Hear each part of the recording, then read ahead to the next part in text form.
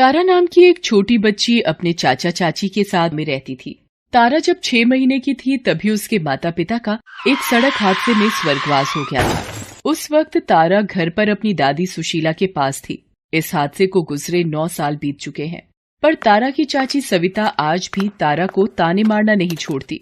तारा, ओ तारा, कहाँ मर गई? इधर आ। जब देखो आलसियों की तरह धीरे धीरे काम करती है। जी चाची, वो दादी माँ को दवाई दे रही थी, उन्हें बहुत खांसी हो रही है। अरे अम्मा, तुम तो बस बहाने ढूंढती हो इस कामचोर से काम न करवा पाऊं। बहू, क्यों बिन माँ बाप की बच्ची के पीछे पड़ी रहती हो? थोड़ी तो तरस खा लिया करो। अम्मा, तुम इसकी तरफदारी करना बंद करोगी? अभी मुझे पूजा के बापू के लिए रोटी भी भिजवानी है। जा तारा, ये रोटी देकर आ बागान पर अपने चाचा को, और जल्दी आ जाना। कभी दोनों चाचा भतीजी फिर से गाना मत शुरू कर देना। तारा के चाचा का बागानों में खेती का काम था। बागानों का मालिक जिसकी मजदूरी के पैसे देता था। तारा अपने चाचा को रोजाना बागान पर दोपहर की रोटी देने जाती थी। तारा का चाचा मुकेश भी तारा को बहुत प्यार करता था। तारा को गाना गाने का शौक था। मुकेश ने तारा को बताया कि उसे अपने पिता से ही ये शौक मिला है। मुकेश तारा के साथ मिलकर गाना गाता था। तारा की आवाज बहुत ही सुरीली थी, पर सविता को तारा के गाना गाने से नफरत थी। सविता चाहती थी कि तारा गाना न गाया करे। एक दिन सविता अपनी बेटी पूजा के लिए नई फ्रॉक लाई और बोली, पूजा, ये ले तेरी नई फ्रॉक। कल जन्माष्टमी पर तू यही फ्रॉक पहन लेना। मंदिर में बड़ा कीर्तन और भंडारा भी होगा। ये तो बहुत सुंदर फ्रॉक है माँ, मैं अभी इसे पहन कर आती हूँ। बहू, जब तुम पूजा के लिए नई फ्रॉक लाई हो तो एक फ्रॉक तारा के लिए भी ले आती। कैसी बातें करती हो अम्मा, तुम तो मेरी पूजा को नजर ही लगा दोगी, और मेरे पास इतने पैसे नहीं है कि तारा के लिए भी ले आती। सविता, तुम्हारा तारा से इतनी नफरत करना अच्छी बात नहीं है। रहने दो जी, तुम तो बस तारा के गुण गाते रहना। अगले दिन जन्माष्टमी का समारोह होता है। सब मंदिर जाते हैं। मंदिर के पुजारी को पता होता है कि तारा बहुत अच्छे भजन गाती है। पुजारी तारा को भजन गाने के लिए कहते हैं। मुकेश के कहने पर तारा भजन गाना शुरू करती है। यशोमती मैया से बोले नंद लाला, यशोमती मैया से बोले नंद लाला, राधा क्यों गोरी मैं क्यों काला, राधा क्यों गोरी मैं क्यों काला।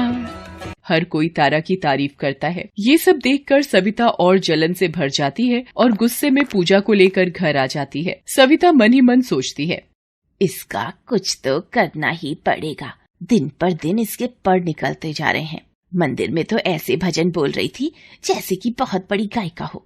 इसकी वजह से पूजा के बापू भी मेरी और पूजा की तरफ ध्यान नहीं देते। एक दिन बागान का मालिक खेती के सामान के लिए मुकेश को दूसरे शहर भेज देता है। सविता मौके का फायदा उठाने का सोचती है और तारा को बाजार से सामान लाने भेजकर वो पीछे से किसी को फोन मिलाती है। अच्छा भैया, तो तुम हर हफ्ते शहर जाते हो तो ठीक है, तुम्हें मैंने समझा दिया है। इसका तुम्हें जो भी करना है, कहीं भी छोड़ना या बेचना है, काम कल सुबह ही हो जाना चाहिए। मैं सामान लेने बाहर भेजूंगी, तुम वहीं से अगवा कर लेना। तुम्हारे पास बस आज का मौका है, और हाँ, मेरे पैसे मुझे दे देना। सविता की सास सुशीला उसे फोन पर बात करते हुए सुन लेती है। वो घबरा जाती है। उसे समझ नहीं आ रहा था कि क्या करे। वो अपनी पोती तारा को कैसे बचाए। रात घिर आती है। सुशीला को पता था कि सुबह होते ही सविता अपनी काली करतूत शुरू कर देगी और वो कुछ नहीं कर पाएगी। आधी रात के वक्त जब सविता और पूजा गहरी नींद में सो रही थी, सुशीला धीरे से तारा को उठाती है। तारा, उठ, हमें यहाँ से जाना होगा। दादी, हम कहाँ जा रहे हैं, वो भी इस वक्त? तारा बिटिया, ज्यादा सवाल मत कर, हमें जल्दी से यहाँ से जाना है।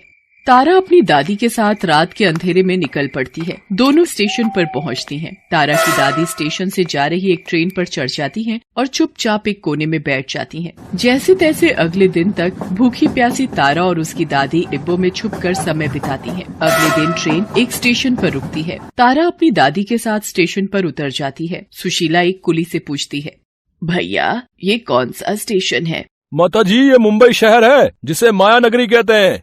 दादी, हम शिमला से क्यों आ गए? दादी, बताओ न दादी, दादी क्या हुआ? बहुत प्यास लगी है, चक्कर आ रहे हैं। सुशीला को प्यास से चक्कर आने लगते हैं। दादी, मैं आपके लिए पानी लाती हूँ। भैया, एक बोतल पानी की दे दो, मेरी दादी को बहुत प्यास लगी है। 25 रुपए की एक बोतल है, 25 रुपए की है तेरे पास 25 रुपए? नहीं भैया, मेरे पास पैसे नहीं है। तो चल जा यहाँ से, बढ़िया ही पानी की बोतल मांगने वाली। अरे तेरे जैसे हजारों लोग रोजाना यही नाटक करते हैं यहाँ पर, भिखार इन कहीं की। चल निकल यहाँ से। दो व्यक्ति आपस में बात कर रहे होते हैं। तारा उनके पास जाती है। भैया, मेरी दादी को बहुत प्यास लगी है, मुझे एक बोतल पानी के लिए पैसा दे दो भैया। अरे ये भिखारी भी ना अपने घर वालों की बीमारी का बहाना करके रोटी पानी का इंतजाम करते रहते हैं। अच्छा ठीक है, तुझे पानी की बोतल चाहिए? मैंने देखा है भिखारी तो गागा कर पैसा कमाते हैं, पर तू तो रो रो कर पैसा कमा रही है। चल कोई गाना सुना पहले, फिर मिलेंगे पैसे, ठीक है? दोनों व्यक्ति तारा की मजबूरी का मजाक बनाते हैं। तारा को अपनी दादी के लिए पानी लेना था, इसलिए वो गाना गाना शुरू करती है। यशोमती मैया से बोले नंद लाला, यशोमती मैया से बोले नंद लाला, राधा क्यों गोरी मैं क्यों काला, राधा क्यों गोरी मैं क्यों काला।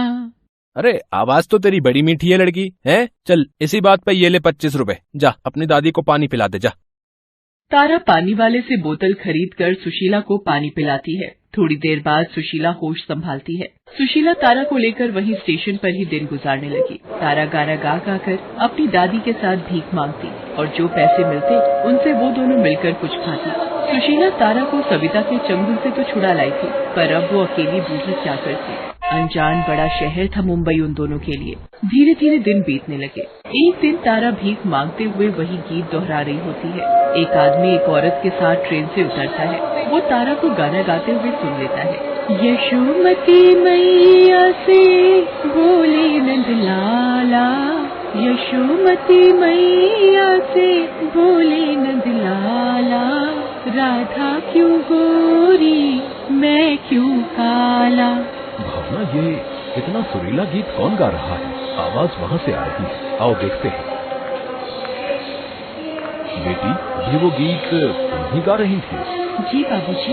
एक बार मेरे लिए दोबारा वही गीत गुनगुनाना। यशोमती मैया से बोले नंद लाला, यशोमती मैया से बोले नंद लाला, राधा क्यों गोरी मैं क्यों काला, राधा क्यों गोरी मैं क्यों काला। बहुत सुंदर और मीठी आवाज है तुम्हारी। तुम कहाँ रहती हो बेटी? बेटा, ये मेरी पोती है तारा। हम यहीं स्टेशन पर ही रहते हैं। यहाँ स्टेशन पर गीत गाकर भीख मांगती है ताकि हमारा गुजारा हो सके। मेरा नाम नवीन है और ये मेरी पत्नी भावना है।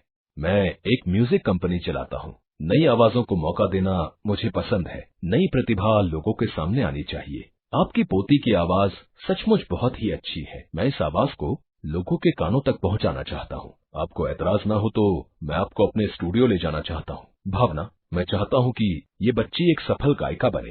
बेटा, ये तुम कैसी बातें कर रहे हो? मेरी पोती की आवाज पूरी दुनिया सुनेगी। ये एक दादी के लिए बहुत ही गर्व की बात है।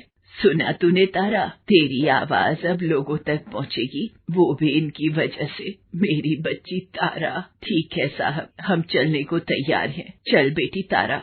नवीन और भावना सुशीला और तारा को अपने घर ले आते हैं। सुशीला उन दोनों को सारी आपबीती सुनाती है। भावना उन दोनों के लिए रहने का इंतजाम करती है। धीरे धीरे तारा को अभ्यास के द्वारा पूर्ण शिक्षा देकर नवीन तारा की आवाज में एक गीत लोगों तक पहुंचाता है। तारा की आवाज लोगों को बहुत पसंद आती है और हर तरफ तारा की तारीफ होती है। सोशल मीडिया भी सिर्फ तारा की खबरों से भरा हुआ था। हर अखबार बस यही खबर छाप रहा था कि किस तरह एक भिखारन बनी गायिका। नवीन और भावना भी तारा के लिए बहुत खुश थे। माताजी, आपको पता है तारा ने तो कमाल कर दिया है। हर तरफ बस तारा की आवाज की तारीफ हो रही है।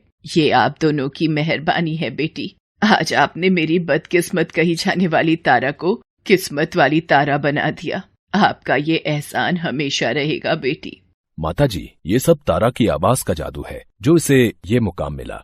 कल टीवी पर तारा का इंटरव्यू है तो हमें समय से पहुंचना है। भावना, तारा को तैयार करने की जिम्मेदारी तुम्हारी है। उधर शिमला में जब मुकेश वापस आता है तो माँ और तारा को ना पाकर दुखी होकर उनकी तलाश में कई महीनों तक दर दर भटकता है। एक दिन चाय की दुकान पर वो अखबार में तारा की फोटो देख लेता है और मुंबई जाने के लिए निकल पड़ता है। शहर पहुंचकर वो बाजार में दुकानों पर लगे टीवी में तारा को देखता है। वो खुशी से फूला नहीं समाता और रोने लगता है। स्टूडियो का पता पूछते हुए वो नवीन से मिलता है। नवीन उसे तारा और सुशीला से मिलवाता है।